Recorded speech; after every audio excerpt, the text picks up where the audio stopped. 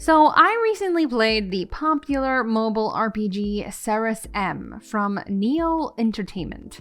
A game I've realistically wanted to try out for a while, but well, the Apple version isn't available in my country. I can only play this via Android devices or via an emulator on the PC, but that's a completely different story. Nevertheless, I was able to play it after I pinched Eve's mobile device. 'Twas a fight as he was glued to it. Too many anime waifus to look out for, but I collected the mobile device and began playing through Ceres. And well, let's just say I was not disappointed in the least. I would be doing this game an injustice if I didn't mention the sheer beauty of this title. Sure, not the best ones ever seen, but it's beautiful nevertheless. I mean, even the character portraits look nice. It reminded me of Tree of Savior or Final Fantasy Tactics. It's just perfect. But as I've mentioned many times before, graphics do not make a game, but it does help. With that being said, let's move on to the actual gameplay, shall we? Ceres plays out like many a mobile RPG has in the past, but it adds a much welcomed flair to the pre-existing formula. Once loading into the game after finishing the general tutorial or introduction, you gain the freedom to tackle any of the many regions found within Ceres' world and learn more about the story if you're interested in it, or just continue to fight through epic battles.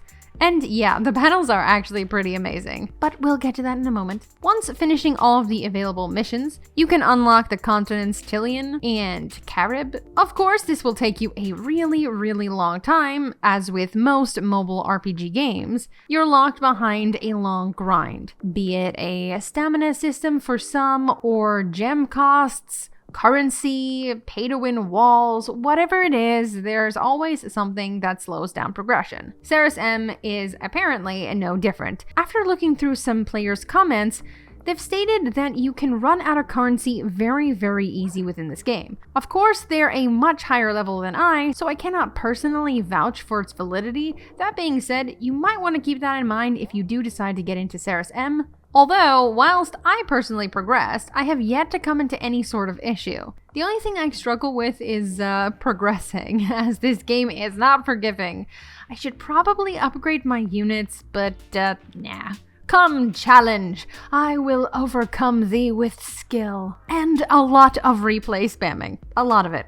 Anyway, besides continuing through the plethora of levels, maps, continents, and chapters, you can also challenge the many other features found within, which most mobile titles of similar ilk have. That being, of course, a tower climb, arena raid, invasions, and much more that I haven't unlocked.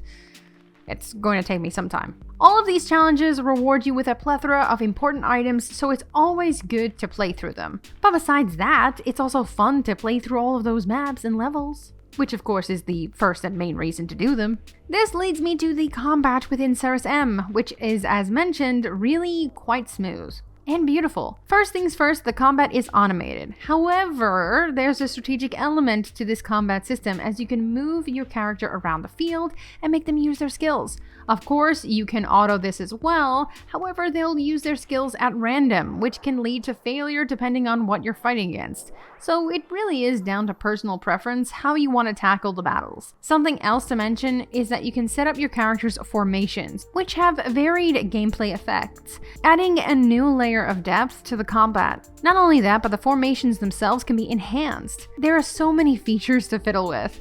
It's really quite nice. Most of the time, games just have character upgrades and gear enhancements.